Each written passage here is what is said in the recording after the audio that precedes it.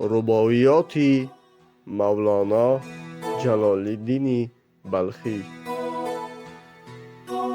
با محمد بود عشق پاک جفت، بهر عشق او را خدا لولاک گفت. منتخب در عشق چون او بود فرد، پس مرو را ز انبیا تخصیص کرد.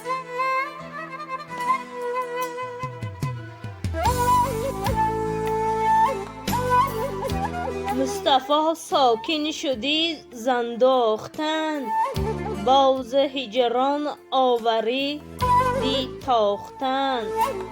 باز خود را سرنگون از کوه او، میفگندی از غم و اندوه او. ای برادر بر تو حکمت جاری است، آن از ابدال است و بر تو آری است. شکر کن گرم مشو بینی مکن، گوش دار و هیچ خود بینی مکن.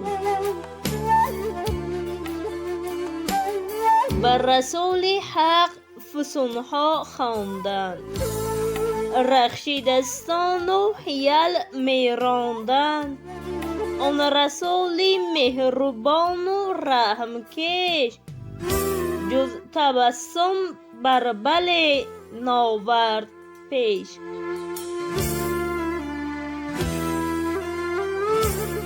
ای نسخه نامه ایلادی که تویی، وی آینه نمال شادی که تویی. بیرون ز تو نیست در چی در عالم دست، در خود بی طلب در آن چی خواهی که تویی.